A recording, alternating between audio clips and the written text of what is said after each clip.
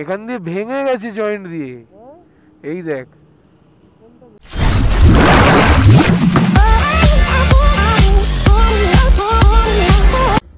Good morning from Tatanagar Jamshedpur.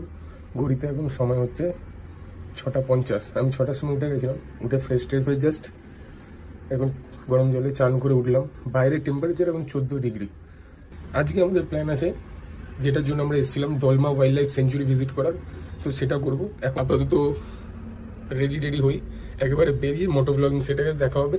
তবে তার আগে আমাকে আমার ইন্টারকমটা সেট করতে হবে। তার জন্য আমি কালকে দুটো ফেবিকুইক নিয়ে এসেছিলাম, ওটা সেট করতে হবে। কেন হেলমেটের ভেতরে ইন্টারকম না থাকলে গ্রুপের সাথেও কমিউনিকেট করা মুশকিল, আর কোনো ফোন টোন বা এসেন্সিয়াল কিছু এলে তখন আবার বারবার ফুল ফেস হেলমেট খোলা পড়া করা, ওটা একটু ডিফিকাল্ট হয়ে যায়। আজকে 9:40 আমরা রেডি যাবো বলে নিচে পার্থদা গেরুয়া পান্ডা সেজে দাঁড়িয়ে আছে, আমি গিয়ে দেখাচ্ছি। আমি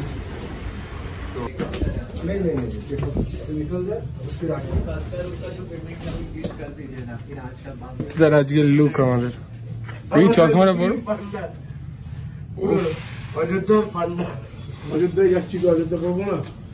এই জিনিসগুলো এখন গাড়িতে রাখবো, গাড়ি বের করতে হবে। গাড়ি ভেতরে সেট করে রাখা হয়ে গেছে। এখান থেকে আমরা ব্রেকফাস্ট করে গাড়ি নিয়ে একেবারে বেরিয়ে যাবো দলমার জন্য। এখন কি অর্ডার দিচ্ছ কি? হ্যাঁ, এই হচ্ছে আজকে সকালে আমাদের ব্রেকফাস্ট, মানে আমার ব্রেকফাস্ট। ওরা কি নিচ্ছে জানি না, সব একই নিচ্ছে। তুমি একই খেয়েছো? আমি ইডলি। আচ্ছা, আমি একটা মশলা দোসা, একটা ইডলি, একটা বড়া। আজকে আমাদের ডে 2 জামশেদপুরে। এখন ঘড়িতে সময় 10:30। বেরানোর কথা ছিল আমাদের 6টা থেকে 6:30।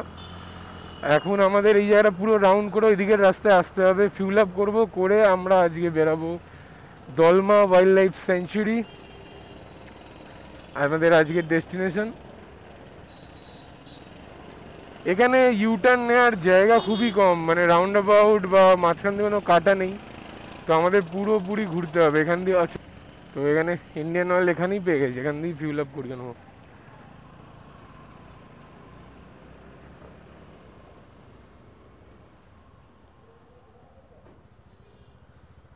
এখান থেকে ফিউল আপ করানো হয়ে গেল, ট্যাঙ্ক ফুল করানো হলো, 4 লিটার পেট্রোল ঢুকলো। 390 টাকা। এখানে 97.75 করে ফিউলের রেট।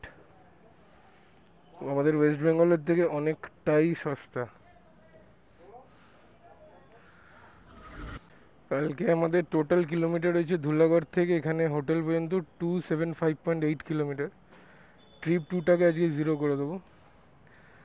ট্রিপ 1টা আমার অলওয়েজ টোটাল রাইডের কিলোমিটার থাকে, আর ট্রিপ 2টা আমি পার ডে ওয়াইজ চেঞ্জ করি।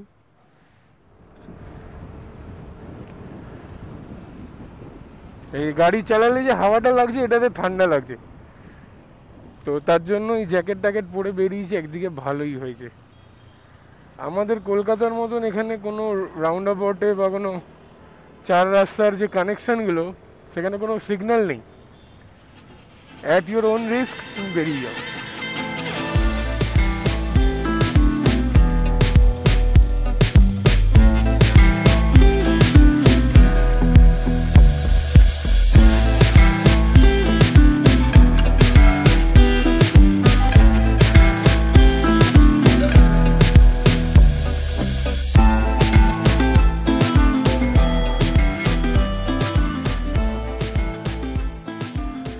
এতক্ষণ পর ন্যাশনাল হাইওয়ে 180-তে পড়লাম। সোজা এখান দিয়ে গেলে সোনারি। ঘড়িতে এখন সময় বাজে এক্স্যাক্ট 11টা। ফিউল পাম্প থেকে এখানে এলাম 6.7 কিলোমিটার। আর আমাদের দলমা ওয়াইল্ড লাইফ সেঞ্চুরি পৌঁছাতে 1 ঘন্টা মতন লাগবে, 12টা দেখাচ্ছে। এখান দিয়ে দলমা ওয়াইল্ড লাইফ সেঞ্চুরি কত কিলোমিটার দেখে নিই, 28 কিলোমিটার। আমাদের হোটেল দিয়ে 36 কিলোমিটার ছিল যদিও।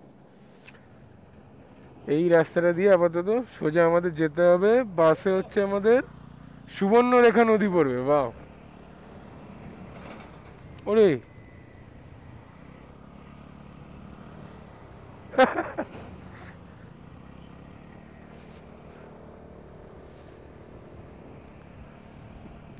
এইটা অ্যাকচুয়ালি এবার আমরা হাই রোডে চলে এলাম। এতক্ষণ আমরা ভেতরে জামশেদপুরের সিটির ভেতরে রোডে ছিলাম, সেখানেও রং রুট দিয়ে আসছিল, এখানেও রং রুট দিয়ে, ব্যাপারটা একই।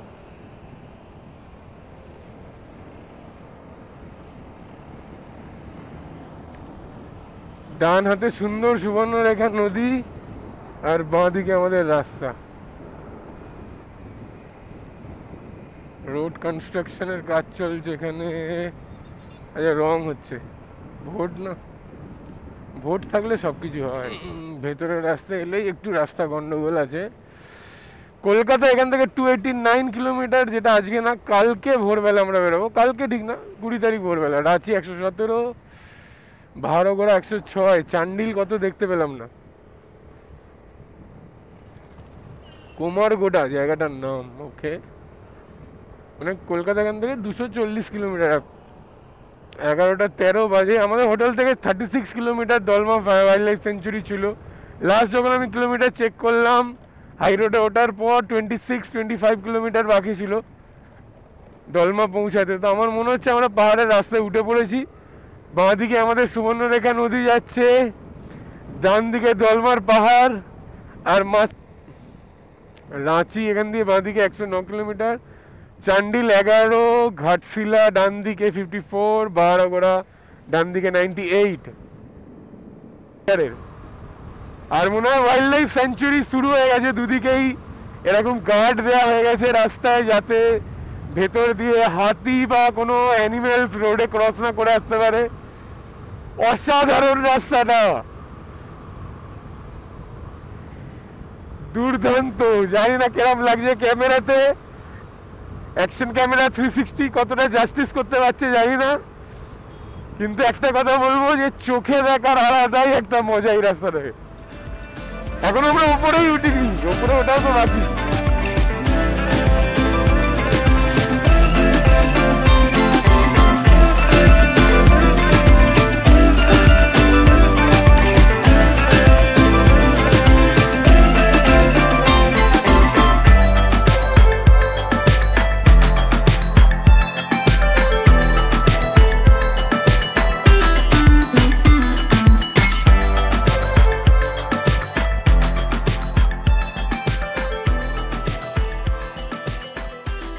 জাস্ট এখন হচ্ছে 11:30 বাজে। আমরা ওয়াইল্ড লাইফ সেঞ্চুরির গেটের কাছে চলে এসেছি। এখানে আমাদের কিছু ফটোশ্যুট করলাম, গ্রুপের ফটো তুলবো। তারপর আমরা এখন একটু পর ভেতরটা যাব। গাড়িগুলো আমাদের এখানে রাখা আছে, গাড়ি লাইন আপ করে গ্রুপের কি বলে, গ্রুপের ব্যানারের সাথে ছবি তুলে নেবো, তারপর ভেতরে উঠবো। তো কার্ভে रोड है ना। अच्छा, हाँ हाँ हाँ, अपना खुद के हिसाब से जाना पड़ता है, वो अच्छा लगता है। हाँ চলো ভেতরে ঢোকা যাক দলমা ওয়াইল্ড লাইফ সেঞ্চুরির।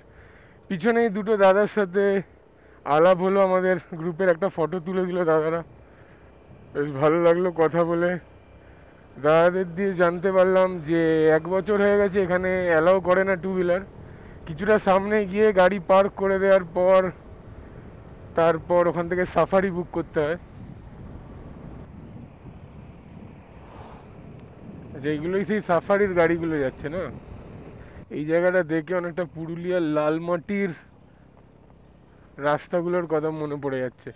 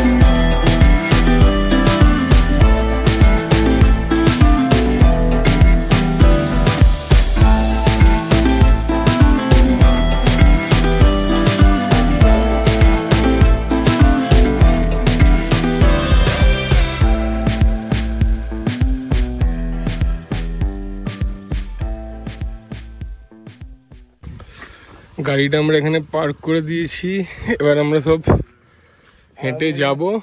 আর আমি সবচেয়ে ভালো কাজ করেছি, 360 ক্যামেরা নিয়ে এসেছি। 360 ক্যামেরার যে কি বলে স্টিকটা, ওটা হোটেলে রেখে দিয়েছি। এই ক্যামেরাটা নে, বাচ্চাদের মুখে না না না, এখনো ক্যামেরার ইএমআই বাকি আমার। কোথায় দাঁত দিয়ে কামড়ে পিছনটা কেটে নিয়ে নিল, চাই পড়ে লাগাতেই পারবো না।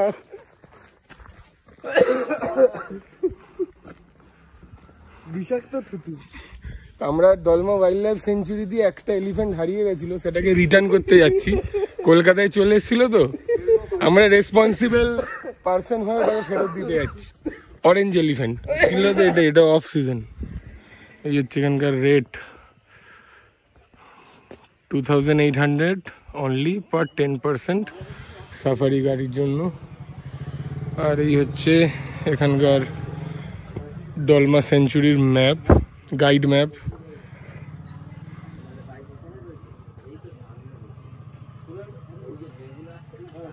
সাফারি যাবেন, ওখানে সাফারি দাঁড়াবে, দাঁড়াই করে খাবারটা অর্ডার দিতে হবে, ফির ওইদিকে ফিরে আসে এই লোকের লোক এই সাইডে।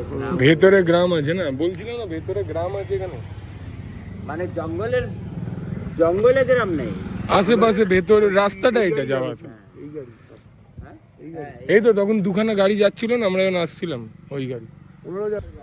চলো আপাতত ওয়েট করা যাক। আমরা আছি 4 জন, আরো 6 জনের ওয়েট করতে হবে, তবে গিয়ে আমরা একটা গাড়ি বুক করতে পারবো। না হলে আমাদের সবাই 4 জনকেই পুরো 10 জনের ভাড়া দিতে হবে, তো সেটা তো ইম্পসিবল। বসে না থেকে আমি আর সৌরভ এখন যাই ভেতরে, খাবারের অর্ডার দিয়ে আসি।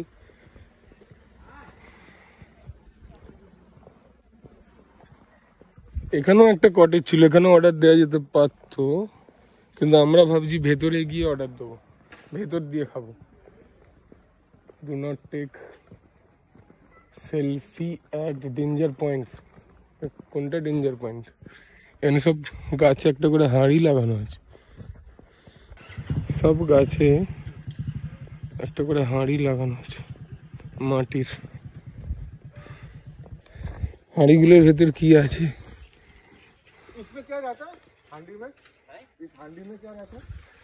हर पेड़ पे लगा हुआ है,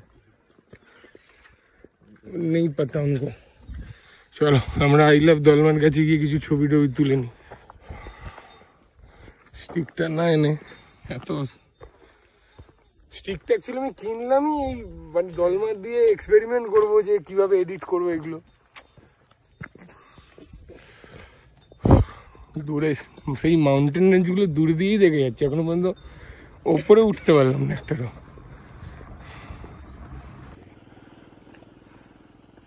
জানি না ভিডিওতে দেখা যাচ্ছে কি না, এইটা হচ্ছে হাতি পিঠ, আমরা দেখতে পেয়ে গেছি।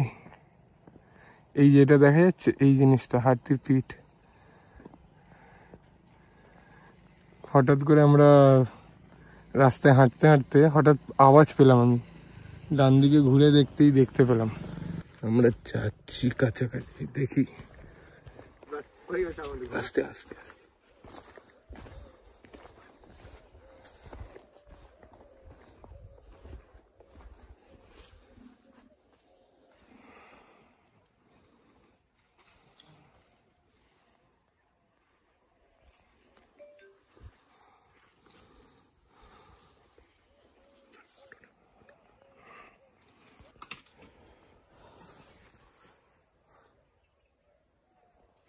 জানি না, কিছু খাচ্ছে মনে হয়।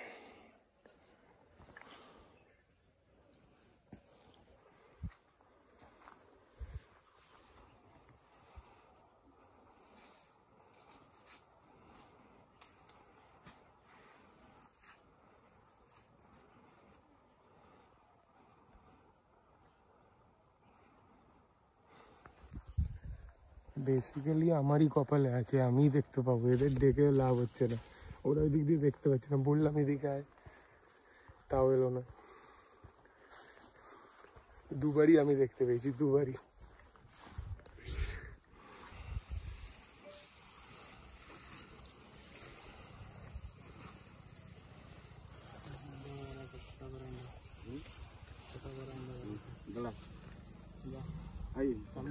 যা অভিরু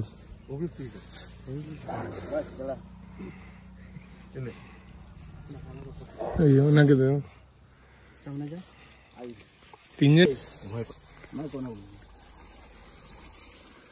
কোথায় সরে এদিকে হোক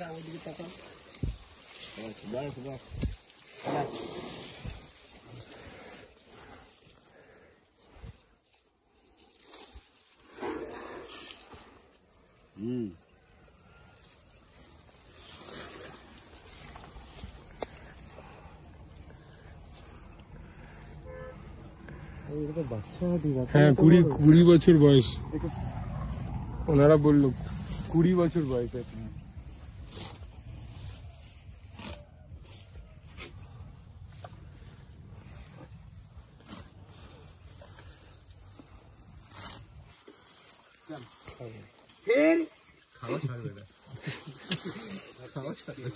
খেয়ে আমাদের সাথে বললো যে হ্যাঁ কি বলতে এসছিস বল কিছু বলবি না দূর যা তো খেতে দে আমাকে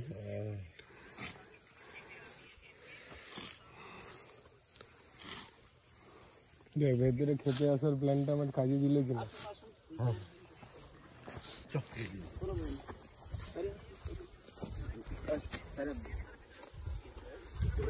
এই ফার্স্ট টাইম কোনো ওয়াইল্ড অ্যানিমালকে এত কাছ থেকে মানে 3-4 হাত দূরে আমার থেকে 3-4 হাত দূরে লিটারালি যেহেতু ওয়াইল্ড ওই জন্য কাছাকাছি গেলাম না আর প্রত্যেকটা অ্যানিমেলকেই রেসপেক্ট প্রত্যেকটা মানে কি বলবো প্রাণীকেই রেসপেক্ট করা উচিত হিসাব মতন ওর প্রাইভেট স্পেসে আছে দুপুরবেলা লাঞ্চ করছে ওই সময় ডিস্টার্ব না করাই ভালো ওনারা যারা ছিল ওনারা বললো যে চান্ডিল থেকে ওকে রেস্কিউ করা হয়েছে শরীর খারাপ ছিল বা কিছু ছিল হোয়াট এভার রিজন এখানে আনা হয়েছে 20 বছর বয়স হাতিটার ইয়াং মানে আমার থেকেও 10-12 বছরের ছোট আমাদের দুজনের থেকে কি বল যাক পুরো পুরো উসুল এতটা দূর যে এলাম হেঁটে হেঁটে খাবারের সন্ধানে পুরো উসুল হয়ে গেল আমাদের দারুণ ব্যাপার তো হাতিদের অ্যাভারেজ একটা হাতি পেটের মধ্যে কত সময় থাকে 2 বছর 2 বছরের জেস্টেশন পিরিয়ড লাগে হাতি মানুষের লাগে 9 মাস হাতিদের 2 বছর মানে যত বড় অ্যানিমাল তার তত বেশি টাইম লাগবে ডেভেলপ হতে আচ্ছা আচ্ছা হ্যাঁ একটা কোষ থেকে তো তৈরি হচ্ছে বাইরে জগতে আসবে বলে যত ডেভেলপড অ্যানিমাল মানে যারা যত বড় সাইজের যত ডেভেলপড তারা এবার হাতিরটা এবার যদি ওয়েলের বলিস ব্লু ওয়েল ওর আরো বেশি লাগবে আচ্ছা মানে যত বড় ও আচ্ছা ব্লু ওয়েল হ্যাঁ হ্যাঁ ব্লু ওয়েল ম্যামেল বলতে যাচ্ছি আমি ফিশ বলিনি আমি শার্ক বলি ইভেন কি but for a fun fact শার্কও কিন্তু গিভ বার্থ টু মানে লিভিং ওরা ডিম পারে না আচ্ছা they are also viviparous not oviparous আচ্ছা তাহলে ভাব মানে টিরেক্স এর কতদিন থাকতো টিরেক্স দের ব্যাপারটা হলো থাকতোই না টিরেক্স দের তার কারণ টিরেক্স এর রেপটাইল দে আর লিজার্ডস দে রেপটাইলের কি করে ডিম দিত ওরা আচ্ছা আচ্ছা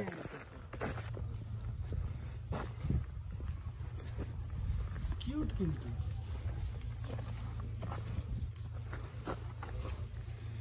আরে কিছু খেতে ও ভাবছে খেতে দেবে কিছু তো নেই সাথে খাওয়ানো উচিত না দেওয়া উচিত না হ্যাঁ ওরা ন্যাচারাল জায়গায় আছে ওদের ফুড অ্যাভেলেবেল ওর খাওয়ানো উচিত নেই যে আমরা খাওয়াই বিস্কুট এগুলো ওদের জন্য তৈরি না না সিংটা মনে হয় ভেঙে গেছে দেখ মারামারি করতে গিয়ে এটা তো ইয়ে হবে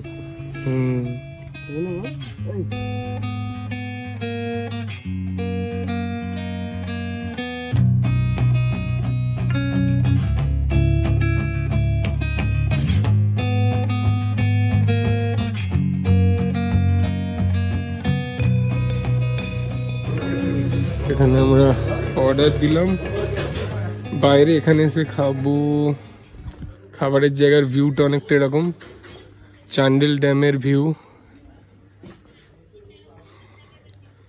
দলমা আমরা সকালবেলা 10:30 নাগাদ খেয়েছিলাম তারপর দলমার ওখানে এতটাই টাইম ওয়েস্ট হয়ে গেল আমাদের সাফারি করা হলো না তাও আমরা ওই ভেতরে ঢুকে একটা হাতির দেখা পেলাম তারপর ওখান থেকে এখানে এসে এখন প্রায় 5টা বাজতে যায় এবার আমরা লাঞ্চ করবো প্রপার কিন্তু অ্যাকচুয়ালি লাঞ্চ না টিফিনই হয়ে যাচ্ছে এটা টিফিনই করে নিচ্ছি তবে এরকম ভিউয়ের সাথে খাওয়া দাওয়া করার মজাটাই আলাদা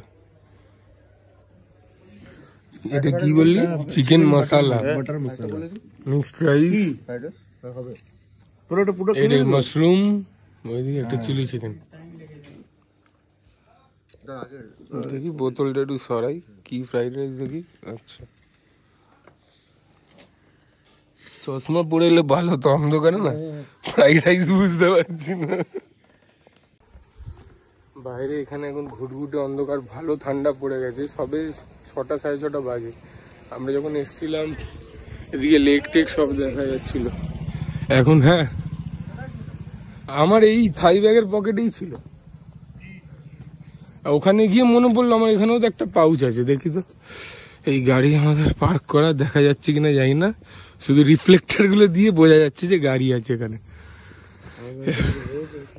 এই দেখ তোর রিফ্লেক্টর দেখ।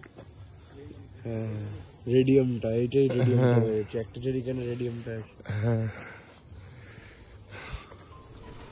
চল এখান দিয়ে বেরানো যাক।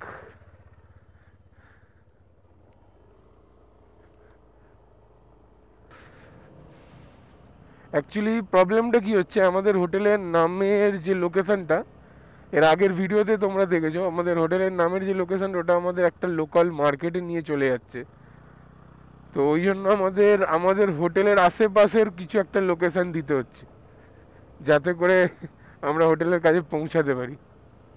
আমাদের হোটেলের রোডটার নাম হচ্ছে কালীমাটি রোড। আর আমাদের হোটেলের বিল্ডিংয়ের সাথে এমআই সার্ভিস সেন্টার আছে, সেটা দিলাম, সেটা হলো না। তো লাস্টে আমাদের হোটেলের পাশে একটা বড় হোটেল আছে, হোটেল সাগর নাম করে, ওই হোটেলটার নামে আপাতত আমি ম্যাপে দিয়েছি। অভিরূপ যেমন একটা অন্য কার মেকানিক শপের একটা নাম দিয়েছে, এইভাবেই আমরা দিয়ে রেখেছি। আর এটা কি, এখান দিয়ে দশম false, Dimna lake, Deori temple, Dalma wild life সবই মোটামুটি যাওয়া যায়। রাস্তা তো ঘুটঘুটে অন্ধকার, দুদিকে জঙ্গল।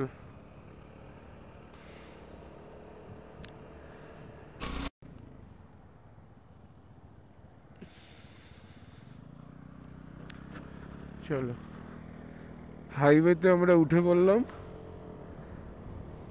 এখান থেকে আমাদের হোটেল হচ্ছে 33 কিলোমিটার, 50 মিনিটসের টাইম দেখাচ্ছে, মানে প্রায় 1 ঘন্টা। 7:40 গিয়ে পৌঁছাবো, এখন 6:55।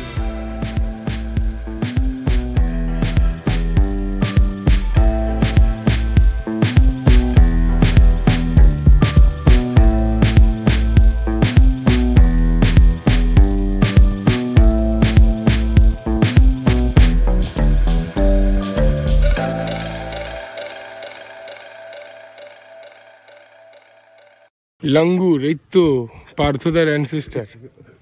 আরে সেমনো পিথাগোরাস না, পাথরের অ্যানসেস্টর এটা ছিল নিচে এলিফাস ম্যাক্সিমাস।